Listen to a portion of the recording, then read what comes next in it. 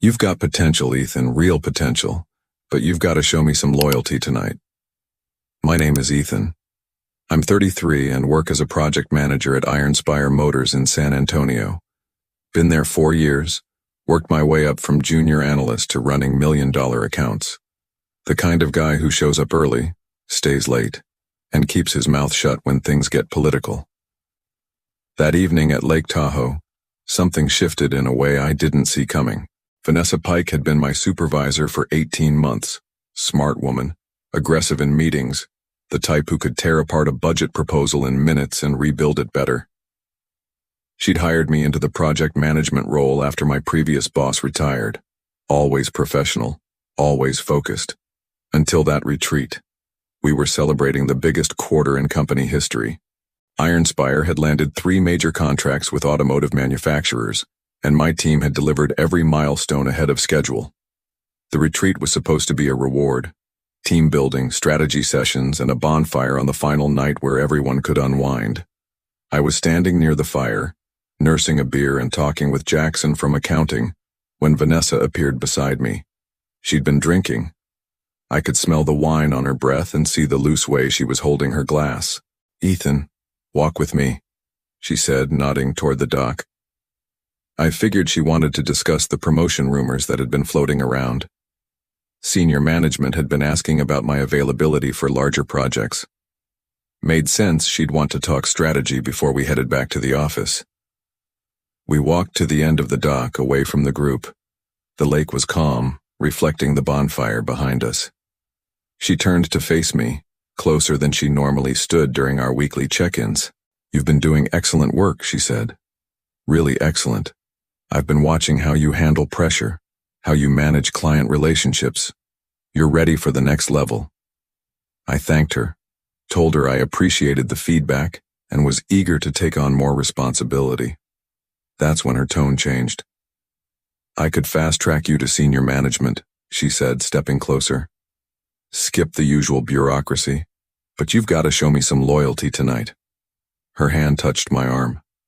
Not a professional gesture, something else entirely.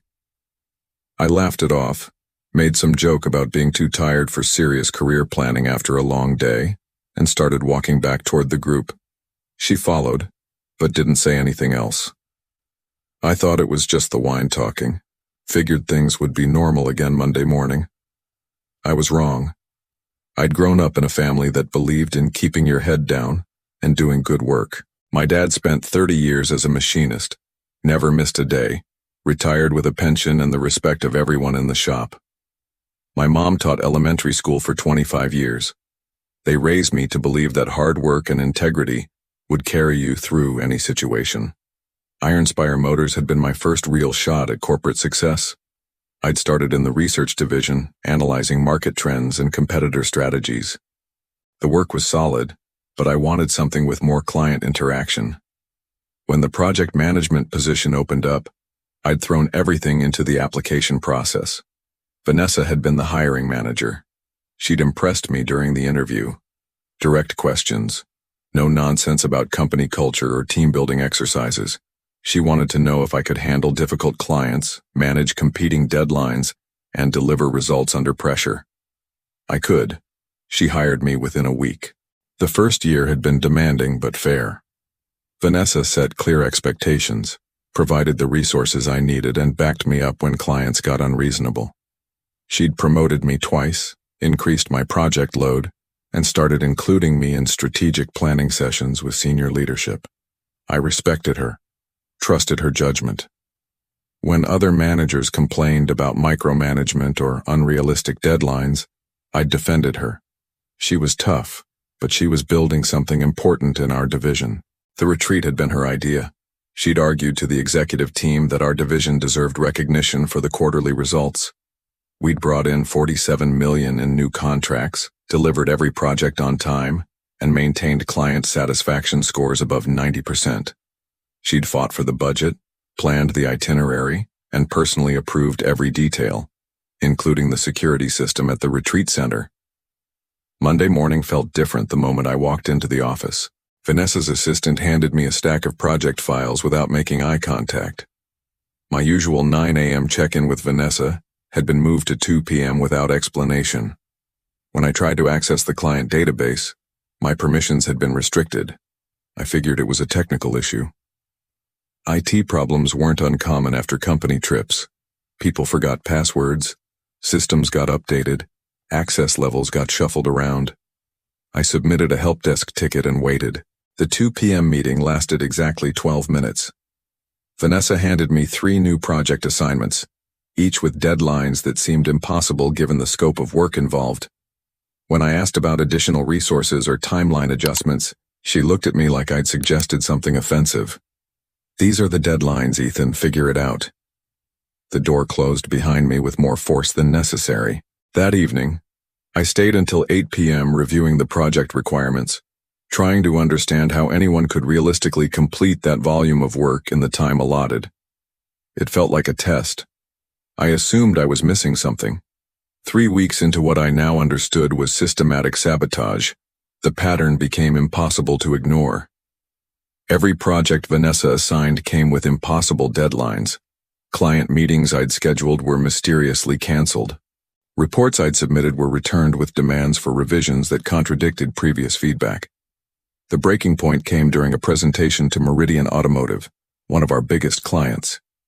I'd spent 2 weeks preparing a proposal for their new electric vehicle line. The research was solid, the budget realistic, the timeline achievable. Vanessa had reviewed the presentation personally and approved every slide. 20 minutes before the meeting, she pulled me aside. "I'm taking over the presentation," she said. "You'll be there to answer technical questions if needed." I watched her deliver my work to the client, using my research, my budget analysis, my timeline projections. When Meridian approved the contract, worth $8 million over 2 years, Vanessa accepted their congratulations without mentioning my involvement. After the clients left, she turned to me with a smile that felt like a blade. "Good support work, Ethan. Maybe you'll be ready for lead presentations in a few more years." I sat in my truck in the parking lot for an hour after everyone else had gone home. Not angry, not yet. Just trying to understand what had changed and why. The retreat kept coming back to me. The doc. Her hand on my arm. The way she'd looked at me when I'd walked away. I'd rejected her. Now she was making me pay for it. That night, I started documenting everything. Email timestamps, project assignments, meeting notes, deadline changes, a pattern of retaliation that became clearer with each entry. I wasn't going to quit, wasn't going to file a complaint or make accusations I couldn't prove. I'd learned from my dad that when someone tries to push you around, you don't push back harder, you get smarter. The documentation was the beginning. But I needed something more concrete, something that couldn't be dismissed or explained away. I started thinking about the retreat, about the security cameras I'd noticed around the bonfire area, about the audio recording capabilities that most companies installed in their surveillance systems. Vanessa had approved the retreat center personally. She'd overseen every security detail. She'd signed off on the recording equipment that might have captured our conversation on the dock. The irony wasn't lost on me. The woman who was trying to destroy my career might have unknowingly documented her own downfall.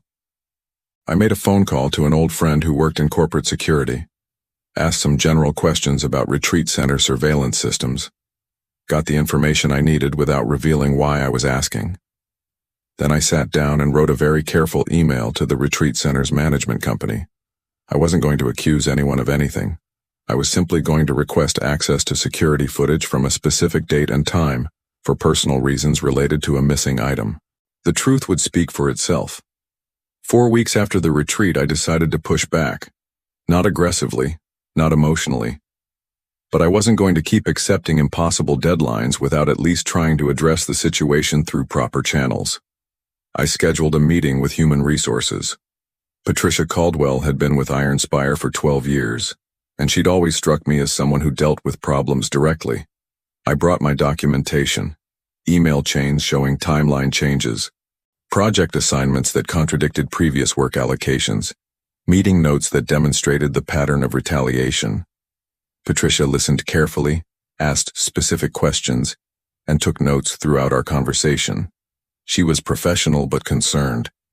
This wasn't the first time she'd heard complaints about management behavior, though she couldn't discuss specifics. "I'll need to investigate this thoroughly," she said. "Can you give me a week to review the documentation and speak with relevant parties?" I agreed, left feeling like I'd done the right thing. Maybe this could be resolved quietly, professionally, without destroying anyone's career or creating office drama. The retaliation came faster than I'd expected. 2 days later, Vanessa called me into her office at 4:47 p.m. She had my human resources complaint printed out on her desk, along with what looked like a personnel file. "I'm disappointed, Ethan," she said. "I thought we had a professional relationship built on mutual respect." She explained that my recent performance had been declining, that my attitude toward authority had become problematic, that several clients had expressed concerns about my communication style during recent project meetings. None of it was true, but she had documentation, client feedback forms I'd never seen, performance evaluations that contradicted previous reviews, a paper trail that painted me as an employee who'd become increasingly difficult to manage. "I'm recommending you for a performance improvement plan," she said. 90 days to demonstrate that you can meet company standards. Patricia from Human Resources will be monitoring your progress.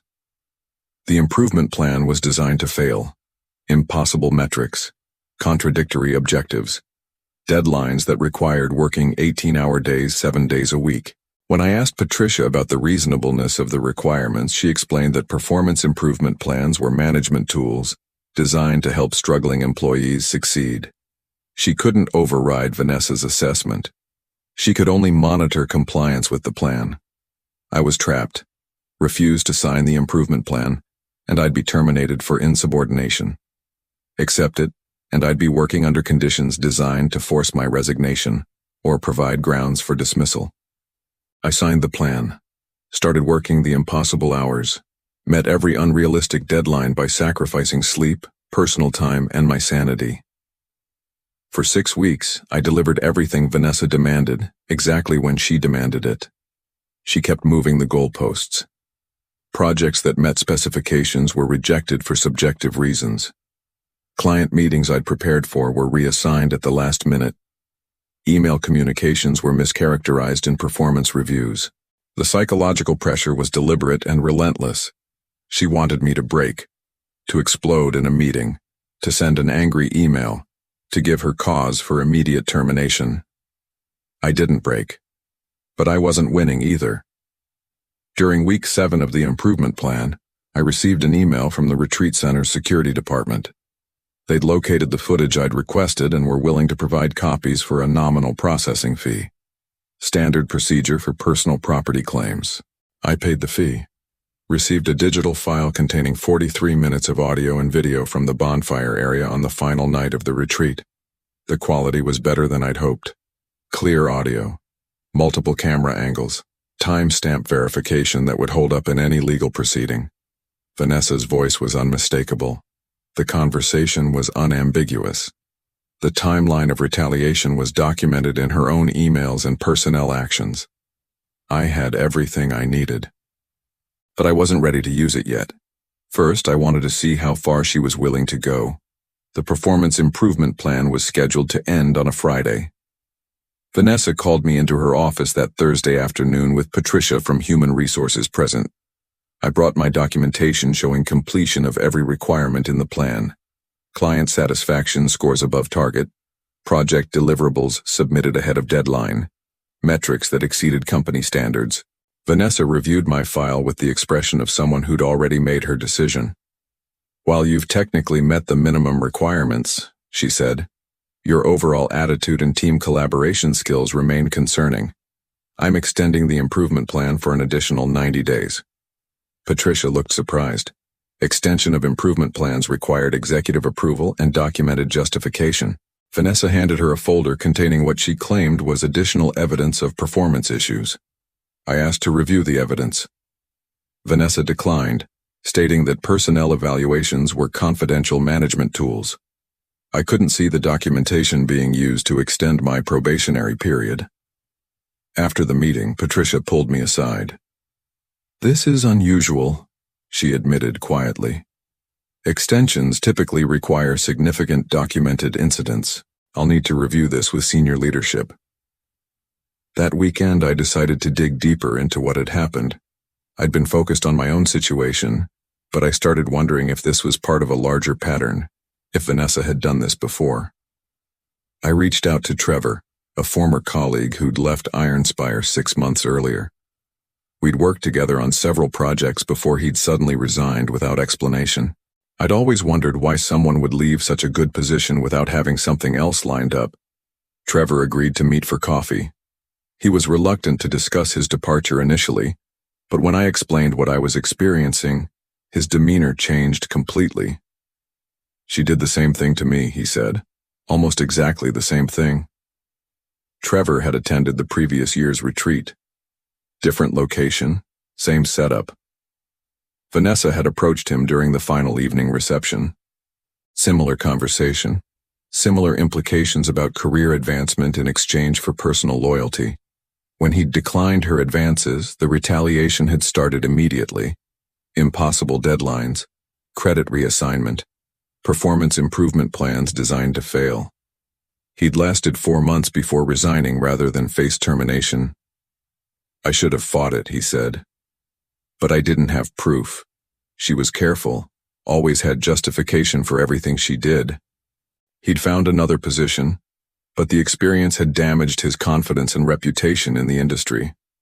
Vanessa had provided references that were technically positive, but included subtle warnings about his ability to handle pressure and work collaboratively.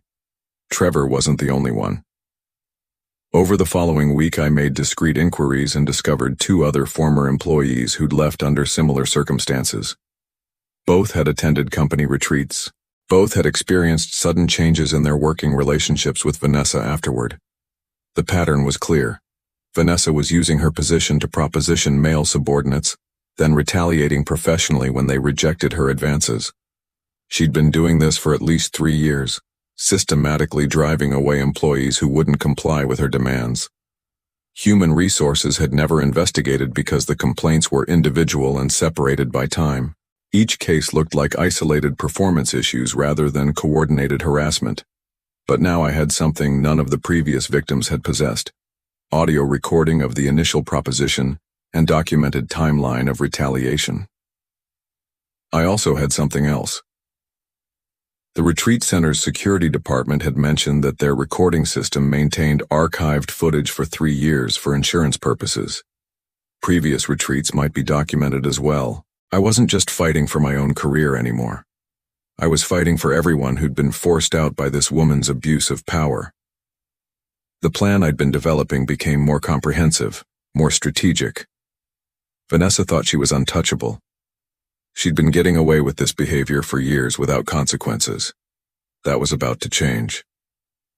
I spent the weekend developing a comprehensive strategy. This wasn't about revenge anymore. It was about stopping a pattern of abuse that had destroyed multiple careers and would continue until someone forced accountability. My first call was to Trevor. I explained what I'd discovered about the retreat recordings and asked if he'd be willing to provide a statement about his own experience. He agreed immediately. "I've been carrying this for months," he said. "If there's a chance to stop her from doing this to someone else, I'm in." By Tuesday, I had statements from 3 former employees documenting similar patterns of harassment and retaliation. Each case followed the same timeline: retreat proposition, rejection, immediate work environment deterioration, forced resignation.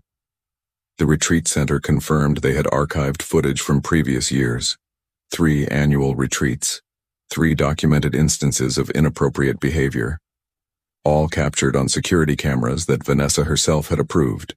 I arranged to purchase copies of the relevant footage. The processing fee was significant, but worth every dollar for the documentation it provided. While waiting for the footage, I continued documenting my current situation. Every email, every deadline change, every performance metric manipulation. I was building a case that would be impossible to dismiss or explain away. Wednesday morning, Vanessa called another meeting with Human Resources. She had new documentation showing additional performance concerns, client complaints that I'd never heard about, project delays that were attributed to my management failures. I sat quietly and listened to her presentation. Patricia took notes, clearly uncomfortable with the volume of negative feedback that had allegedly been accumulating. "I think we need to consider termination," Vanessa concluded. "This employee is clearly not meeting company standards despite extensive support and additional training opportunities." Patricia asked for time to review the documentation. Vanessa pushed for immediate action, claiming that keeping problematic employees was detrimental to team morale and client relationships. I remained calm throughout the meeting, answered questions directly, provided my own documentation showing successful project completions and positive client feedback. After the meeting, I went back to my office and made 3 phone calls. The first was to an employment attorney who specialized in workplace harassment cases. I'd researched firms during lunch breaks and identified someone with experience handling cases against major corporations. The second call was to the retreat center's security department. The archived footage had been processed and was ready for pickup. The third call was to Patricia in Human Resources. I requested a meeting for Friday afternoon to discuss my employment situation. I explained that I had additional information relevant to my performance evaluations that I'd like to present before any final decisions were made. She agreed to the meeting, though she sounded surprised that I was requesting the discussion rather than waiting for management's decision. Friday afternoon, I walked into the Human Resources conference room with a folder containing documentation from 3 years of harassment, audio and video evidence from multiple company retreats, and statements from former employees detailing identical patterns of abuse. Patricia was there, Vanessa was there, and, at my request, James Morrison from senior leadership was present as a witness. I placed the folder on the table but didn't open it immediately. "Before we discuss my performance evaluation," I said, "I think you should know that I've been documenting a pattern of sexual harassment and professional retaliation that extends back at least 3 years and affects multiple former employees." Vanessa's expression didn't change, but I saw her hand tighten around her pen. "I have audio recordings of sexual propositions made by my supervisor during company-sponsored events. I have documented evidence of systematic retaliation against employees who rejected those advances. And I have statements from former employees corroborating identical patterns of abuse." I opened the folder and began laying out the evidence. The room went completely silent except for the sound of papers being placed on the conference table. The audio played clearly through the conference room speakers. Vanessa's voice was unmistakable. The proposition was unambiguous. The timeline of retaliation was documented in her own emails and performance evaluations. James Morrison stopped the recording after the first conversation. His face had gone pale. "How many instances do you have documented?" he asked. 4 separate retreats, 7 different employees, all following identical patterns. I placed the statements from former employees on the table, Trevor's account, the others who'd been forced out, each story matching the same sequence of events. Patricia was reviewing the documentation with increasing concern. She pulled out a legal pad and started taking notes. "Why didn't anyone report this before?" she asked. "They did," I said. "Individual complaints about performance issues, hostile work environment, unrealistic deadlines. But nobody connected the pattern because the complaints were separated by time and the victims left the company." Vanessa spoke for the first time since the meeting began. "This is ridiculous," she said. "These are disgruntled former employees making false accusations. The retreat conversations were misinterpreted. Everything I've done has been within my authority as a supervisor." James Morrison was reviewing the audio transcripts, the timestamps, the correlation between retreat dates and subsequent performance problems. "Vanessa," he said quietly, "I think you should contact a lawyer." The meeting ended with Vanessa suspended pending investigation. Her access to company systems was terminated immediately. Security escorted her from the building while I was still in the conference room providing additional documentation to human resources. I cleaned out my desk that afternoon. Not because I was fired, but because I'd already accepted another position. The employment attorney had connected me with colleagues in the industry who were familiar with my work. The job offer came with a 20% salary increase and no history of harassment complaints. Patricia called me at home that evening. The investigation was moving quickly. The company's legal department was reviewing potential liability exposure. Criminal referrals were being considered. Vanessa's employment was terminated within 72 hours. 6 months later, I was settled into my new position at Brightwell Engineering. The work was challenging. The environment was professional and my supervisor treated everyone with respect regardless of gender or personal relationships. Vanessa's termination had triggered a company-wide review of management practices at Ironspire. 3 other supervisors were investigated for similar behavior patterns. 2 were terminated. The 3rd was demoted and required to complete extensive training. Trevor called me last month. He'd been contacted by Ironspire's legal department and offered a settlement for the harassment he'd experienced. Nothing could undo the damage to his career, but the financial compensation allowed him to start his own consulting firm. The other former employees received similar settlements. The company wanted to resolve the liability quickly and quietly. I received a settlement offer as well, though I hadn't asked for one. The amount was significant enough to pay off my mortgage and establish a solid emergency fund. Sometimes justice comes with compound interest. The most satisfying part wasn't the money or the new job. It was knowing that Vanessa couldn't do this to anyone else. Her references now included accurate information about the circumstances of her termination. Her professional reputation in the industry was permanently damaged. I kept one piece of documentation from the entire experience, the audio recording of our conversation at the retreat. Not because I wanted to remember the harassment, but because it reminded me that sometimes the evidence you need is created by the person who's trying to harm you. Vanessa had approved the security system that documented her own misconduct. She'd created the paper trail that proved the retaliation. She'd given me everything I needed to stop her. I didn't have to destroy her career. She'd done that herself. I just made sure the right people found out about it.